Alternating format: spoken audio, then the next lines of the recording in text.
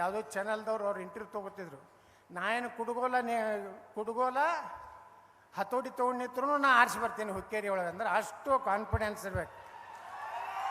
ಯಾವಾಗಲೂ ಹೇಳಿದ್ರೆ ಎಲ್ಲರೂ ಅವ್ರಿಗೆ ಯಾವುದೇ ಪಾರ್ಟಿ ಚಿಹ್ನೆ ಇರ್ಲಿಕ್ಕಂದ್ರೂ ನಡೀತಿತ್ತೇಳಿ. ಹಂಗೆ ಮತದಾರರು ಸಹಿತ ಚಲೋ ಅಭ್ಯರ್ಥಿ ಇದ್ದಂದ್ರೆ ಚಿನ್ನ ನೋಡಬಾರ್ದು, ಒಳ್ಳೆ ಯಾವದಾನ ಗುದ್ದಬೇಕು. ಹಂಗೆ ಅಂದ್ರೆ ಎಲ್ಲ ಪಾರ್ಟಿಗಳಿಗೆ ಹಂಚಿಕೆ ಬರ್ತದೆ. ನನ್ನ ತಗೋತಿದ್ದಿಲ್ಲ ಬಿ ಜೆ ಪಿಗೆ, ನಾ MLC ಇಂಡಿಪೆಂಡೆಂಟ್ ಆರಿಸಿ ಬಂದೇಳಿ ಮ್ಯಾಗಿನವ್ರು ಕರೆದು ತೊಗೊಂಡ್ರು. ಒಟ್ಟೆ ನಾನು ತೊಗೋಬಾರ್ದತ್ತಿತ್ತು. ಇವತ್ತು ನಾನು ಇಷ್ಟೇ ಹೇಳ್ತೀನಿ, ಉಮೇಶ್ ಕತ್ತಿ ಅವರ ಕನಸೇನಿದೆ, ಉತ್ತರ ಕರ್ನಾಟಕದಲ್ಲಿ ನಮಗಾದಂಥ ಅನ್ಯಾಯ ಸರಿಪಡಿಸ್ಬೇಕು ಅನ್ನೋಂಥ ಅವರು ಏನೊಂದು ಕನಸಿತ್ತು, ಆ ಕನಸನ್ನು ನನಸು ಮಾಡುವಂಥ ಕಾಲ 2028 ಕರ್ನಾಟಕ ಬಂದೇ ಬರ್ತದೆ. ಯಾರೇನು ಲಗ ಹೊಡೆಲಾಕೋ ಚಿತ್ತ ಪಟ್ಟಾಗಲಕ್ಕ ಉತ್ತರ ಕರ್ನಾಟಕದವರೇ ಮುಖ್ಯಮಂತ್ರಿ 2028 ಕರ್ನಾಟಕದಲ್ಲಿ ಇರ್ತಾರ. ಅಲ್ಲಿಂದ ಅಳುದಕ್ಕೆ ಮುಖ್ಯಮಂತ್ರಿ ಇರಬಾರ್ದು, ಏನಕ್ಕೆ ಕೆಲಸ ಮಾಡೋದಲ್ಲ. ಕೆಲವೊಂದು ಮುಖ್ಯಮಂತ್ರಿ ಆಗ್ಯಾವು, ಅದ್ರ ಹೆಸರು ಸಹಿತ ನಮಗೂ ನೆನಪಿಲ್ಲ. ಸುಮ್ಮ ಆಗೋದು, ಅಲ್ಲಿ ಹೋಗಿ ಅಪ್ಪಾಜಿ ಅನ್ನೋದು, ಇಲ್ಲಿ ಕಾಕಾಜಿ ಅನ್ನೋದು, ಅವರು ಇಲ್ಲಿ ಕಾಲು ಹಿಡಿದು ಮುಖ್ಯಮಂತ್ರಿ ಆಗೋದು. ಏನು ಸುಡುಗಾಡೂ ಮಾಡೋದಿಲ್ಲ.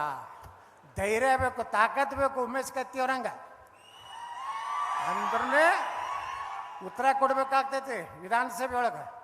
ನನಗೂ ಏನೇನೋ ಮಾತಾಡಿದ್ರು, ನೀನು ಹೊರಗೆ ಹಾಕ್ಯಾರ ಹಂಗೆ, ನಿನಗೂ ಹೊರಗೆ ಹಾಕಿದ್ರು ಲೋಪಾತ್ ಕೇಳಿದೆ ನಾನು.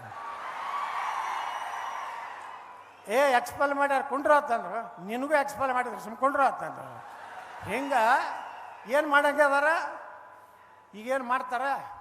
ಮುಂದೆ ಕುಂಡಿರ್ತಿದ್ದೆ 5ನೇ 6ನೇ ನಂಬರ್ನಾಗ, ಈಗ ಒಯ್ದೆಲ್ಲ ಕಡೆಗೆ ಹೋಗೋದಾರ. ನಾ ಮನೆ ಸಿದ್ದರಾಮಯ್ಯವ್ರಿಗೆ ಹೇಳೀನಿ, ಈ ಕಡೆಗೆ ಕೂತೀನಿ, ಮುಂದಿನ ವರ್ಷ ಮುಂದಿನ 28ರ ನಾ ಮುಂದೆ ಬಂದು 1ನೇ ನಂಬರ್ ಹಾಕ್ಕೊಟ್ಟಿರ್ತೀನಿ. ಅದಕ್ಕೆ ನಮ್ಮ ಕತ್ತಿ ಕುಟುಂಬ ಏನಿದೆ, ರಮೇಶ್ ಕತ್ತಿಯವರು ಈಗೆಲ್ಲ ಮೊಮ್ಮಕ್ಕಳ ಕಡೆ ಭಾಷಣ ಮಾಡಿಸಿದ್ರು. ಒಂದೇನೋ ಮೊಮ್ಮಗ ಒಬ್ಬಂತರೂ ಚೀಸ್ ಐತಿ, ಅದು ಬಹುಶಃ ನಮ್ಮದು ಆದಮ್ಯಾಗ ಅವನೇ ಮುಖ್ಯಮಂತ್ರಿ ಆಗ್ತಾನೆ ಅಂತ ಲಕ್ಷಣ ನನಗೆ ಅನಿಸ್ಲಾಕತ್ತದ. ಆದ್ರೆ ರಮೇಶ್ ಅಂಡವ್ರು ಎಲ್ಲರನ್ನೂ ವಿಶ್ವಾಸ ತಗೊಂಡು ಪ್ರೀತಿಯಿಂದ ತಗೊಂಡು ನಿಖಿಲ್ ಕತ್ತಿಯವರು ಸಂಭಾಯ್ತ ಮನುಷ್ಯ ಅದಾರ. ಹೆಚ್ಚು ಮಾತಾಡೋದಿಲ್ಲ ಅವ್ರು ವಿಧಾನಸಭಾದಾಗ. ನಾ ಹೇಳ್ತಿರ್ತೀನಿ, ಮಾತಾಡಿ ಸಾವ್ಕಾರ ಅಪ್ಪ ಹೆಂಗಿದ್ದೀನಿ ಹಿಂಗ್ಯಾಕೆ ಮಾತಾಡ್ತೀನಿ, ಹೊಡಿಯೋಣ ಅವನು ಏನಾಗಿತ್ತಾಗಲ್ಲ. ನಾ ಹಂಗೆ ಎಬ್ಸಿ ಅವ್ರಿಗೆ ಹೇಳ್ತಿರ್ತೀನಿ, ನಿಖಿಲ್ ಕತ್ತಿಯವ್ರಿಗೆ ಮಾತಾಡಿ ಯಾಕೆ ಸುಮ್ಮ ಕೊಡ್ತೀವಿ ಸಾವ್ಕಾರ, ಗಟ್ಟಿಯಾಗಿ ಮಾತಾಡೋದು ಕಲ್ರಿ. ಏನು ಮಾಡಂಗಾದ್ರೆ ಉಚ್ಚಾಟನೆ ಮಾಡ್ತಾರ. ಈಗ ನಾನು ಉಚ್ಚಾಟನೆ ಮಾಡ್ಯಾರ ಏನು ನಾನು ನೆನ್ಕಿಸಿದ್ರೆ ಏನೇನೂ ಇಲ್ಲ. ಈಗ ಅನಧಿಕೃತ ವಿರೋಧ ಪಕ್ಷ ನಾನೇ ಅಡ್ಜಸ್ಟ್ಮೆಂಟ್ ಲಾರ್ದು ಹೊಡೆದೇ ಹೊಡಿತೀನಿ, ಗಾಡಿ ಹೊಡೆದೇ ಹೊಡಿತೀನಿ, ನನಗೂ ರೇಡ್ ಹಾಕ್ತೀನಿ ಅಂತಾರೆ, ಎಕ್ಸೈಸ್ ಕಳಿಸ್ತಾರ, ಇನ್ಕಮ್ ಟ್ಯಾಕ್ಸ್ ಕಳಿಸ್ತಾರ. ನೀವೇನು ಸುಡುಗಾಡಕ್ಕೆ ಕಳಿಸ್ರಿ, ನಾವೇನು ಮಾಡೇ ಇಲ್ಲ ಅಂದ್ರೆ ನಮ್ದೇನು ಮಾಡ್ತಾರೆ. ಹಂಗೆ ಉಮೇಶ್ ಕತ್ತಿಯವರು ಇವತ್ತು ನಾ ಇಷ್ಟೇ ಹೇಳ್ತೀನಿ, ಇವತ್ತೇನೋ ನೀವೆಲ್ಲ ಈ ಒಂದು ಶಕ್ತಿ ತುಂಬಲಾಕತ್ತೀರಿ. ಮುಂದಿನ ದಿವಸನಾಗ ಬೆಳಗಾವಿ ಜಿಲ್ಲೆಯಲ್ಲಿ ಒಮ್ಮೆ ನಾನು ನನ್ನ ಮನ್ಯಾಗ ಊಟ ಕೂತಾಗ ಉಮೇಶ್ ಕತ್ತಿಯವರು ನಾವು AB ಪಾಟೀಲ್ರ ಬಗ್ಗೆ ಚರ್ಚೆ ಮಾಡಿದ್ವಿ.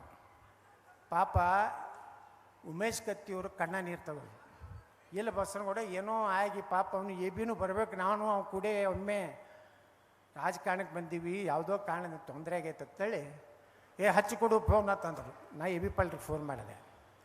ಮಾಡಿ ಏನಾಗಿದ್ದಪ್ಪ ಆಯ್ತಪ್ಪ, ಇನ್ನು ಮುಂದೆ ನಾವು ಇಬ್ಬರಿಗೂ ಬೇರೆ ಬೇರೆ ಕ್ಷೇತ್ರ ನೋಡಿಕೊಂಡು ಒಂದಾಗಿ ಹೋಗೋಣ ಅಂತೇಳಿ ಮುಂದೊಂದು 15 ದಿವಸನಾಗ ನಾವು ಇವ್ರನ್ನಿಬ್ಬರು ಕೂಡಿಸ್ಬೇಕಂತೇಳಿ ಅವತ್ತು ರಾತ್ರಿ ಪಾಪ ಕಣ್ಣ ನೀರು ತೆಗೆದ್ರು ಉಮೇಶ್ ಕತ್ತಿಯವರು. ಆ ಕಡೆನೂ ಏನಾಯಿತು AB ಪಾಟೀಲ್ರು ಮಾತಾಡಿ ಒಂದು ಹಂತಕ್ಕೆ ತರಬೇಕನ್ನೋದ್ರಾಗ ನಮ್ಮನ್ನೆರಡರಲ್ಲಿ ಇವತ್ತು ಉಮೇಶ್ ಕತ್ತಿಯವರು ಹೋದರು. ಅದಕ್ಕೆ ಬೆಳಗಾವಿ ಜಿಲ್ಲೆಯ ರಾಜಕಾರಣದಲ್ಲಿ ಶಕ್ತಿಗಳು ವಿಘಟನೆ ಆಗಿದ್ದು ಈಗ ಮತ್ತು ಒಂದ ಅಡೆ ಆಗ್ತಾ ಇದ್ದಾರೆ. ಎಲ್ಲರೂ ಒಂದಾಗ್ರಿ, ಎಲ್ಲ ಸಮಾಜದನ್ನು ತೊಗೊಂಡು ಬೆಳಗಾವಿ ಜಿಲ್ಲೆಯಲ್ಲೆಲ್ಲ ಇಡೀ ಉತ್ತರ ಕರ್ನಾಟಕದಲ್ಲಿ ನಾವು ಯಾವಾಗಲೂ ಉಮೇಶ್ ಕತ್ತಿಯವ್ರ ಜೊತೆಗೇ ಇರ್ತೀವಿ. ಆದರೆ ನಮ್ಮ ರಮೇಶ್ ಅಣ್ಣ ಕತ್ತಿಯವರು ಸ್ವಲ್ಪ ಭಾಳ ಸ್ಟ್ರಾಂಗ್ ಮಾತಾಡ್ತಾರೆ, ನನಗಿಂತ ಸ್ಟ್ರಾಂಗ್ ಮಾತಾಡ್ತಾರೆ. ಸ್ವಲ್ಪ ಸ್ಮೂತ್ ಆಗಬೇಕು, ಸ್ವಲ್ಪ ಸ್ಮೂತ್ ಆಗಬೇಕು. ಸ್ವಲ್ಪ ಇಲ್ಲಿ ಏನೋ ಮುಳ್ಳೋದು ಬಂದಿದ್ದು ಅಂದ್ರೆ ಎಲ್ಲ ತೆಗೆದು ಸ್ಮೂತ್ ಆದ್ರೆ ತಿಳ್ಕೊರಿ ನಾವೇನು ಜಾತಿ ಗೀತಿ ಮಾಡೋಲ್ಲ. ಉಮೇಶ್ ಕತ್ತಿಯವರ ಸಲುವಾಗಿ ಯಾವುದೇ ಜಾತಿ ಇಲ್ಲ. ಅವರೊಬ್ಬ ಅಜಾತ ಶತ್ರು, ಅವರೆಲ್ಲರಿಗೂ ಪ್ರೀತಿ ಆದವರು.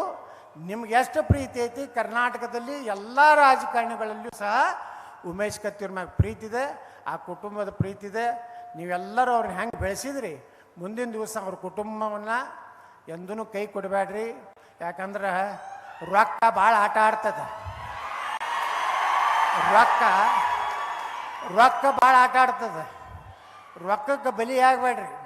ಎಲ್ಲ ದೇವ್ರ ಭಗವಂತ ಎಷ್ಟು ಸಮೃದ್ಧ ಕೊಟ್ಟಾನೆ ಬೆಳಗಾವಿ ಜಿಲ್ಲೆ ಒಳಗೆ. 1000 2000 ಭಾಳ ಆದ್ರೆ 2 ಲಕ್ಷ 1 ಲಕ್ಷ ಕೊಡ್ತಾರೆ ಒಂದೊಂದು ಲೀಟ್ರ್ಗಳಿಗೆ. ಆದ್ರೆ ಎಷ್ಟು ದಿವಸದಲ್ಲ ಅವ್ರದ್ದು 1 ಲಕ್ಷ. ಅದಕ್ಕೆ ಅದ್ರ ಸಲುವಾಗಿ ನೀವು ರೊಕ್ಕಕ್ಕೆ ಮಾರ್ಕೋವಂಥವ್ರು ಆಗಬೇಡ್ರಿ. ಒಂದಿಲ್ಲ ಒಂದು ದಿವಸ ಕರ್ನಾಟಕದಲ್ಲಿ ನಿಮ್ಮ ಆಶೀರ್ವಾದದ ಸರ್ಕಾರ ಬಂದೇ ಬರ್ತದೆ.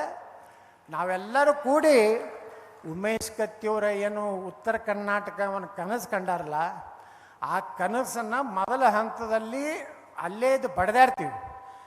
ಆಗದೇ ಇದ್ದರೆ ಒಂದಿಲ್ಲ ಒಂದು ದಿವಸ ಉಮೇಶ್ ಕತ್ತಿಯವರ ಕನಸು ನನಸು ಮಾಡಲಿಕ್ಕೆ ಕಂಕಣಬದ್ಧರಾಗ್ತೀವನಂತ ಮಾತು ಹೇಳಿ, ಈಗಂತರೂ ನಾ ಏನು ಮಾತಾಡಿದ್ರು ನನ್ನ ಮ್ಯಾಗೇನು ಹೈಕಮಾಂಡ್ ಇಲ್ಲ, ನೋಟಿಸ್ ಕೊಡುವುದಿಲ್ಲ, ಯಾವ ನೋಟಿಸ್ಗೆ ಅಂಜುವುದಿಲ್ಲ. ಒಟ್ಟು ಉತ್ತರ ಕರ್ನಾಟಕ ವಿಚಾರ ಬಂದಾಗ ನಾನು ವಿಧಾನಸಭೆ ಒಳಗೆ ಗಟ್ಟಿಗೆ ಮಾತಾಡ್ತೀನೋ ಇಲ್ಲೋ. ನೀರಾವರಿ ಬಂದರೆ ನಾನು ಮನೆ ಹೇಳಿದೆ 18 ಲಕ್ಷ ಎಕರೆ ನೀರಾವರಿ ಆಗ್ತದಪ್ಪ ಪುಣ್ಯಾತ್ಮ.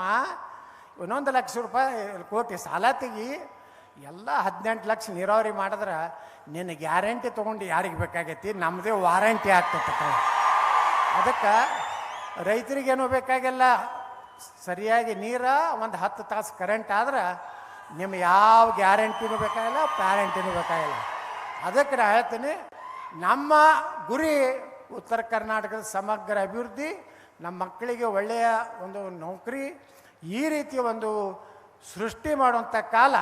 ನಾವೆಲ್ಲರೂ ಕೂಡಿ ಉಮೇಶ್ ಕತ್ತಿಯವರ ಕನಸು ನಾವು ನನಸು ಮಾಡ್ತೀವಿ ಅಂತೇಳಿ ಪ್ರತಿಜ್ಞೆ ಮಾಡಿ ನಾನು ಮಾತು ಮುಗಿಸ್ತೀನಿ. ಬೋಲೋ ಭಾರತ್ ಮಾತಾ ಕಿ.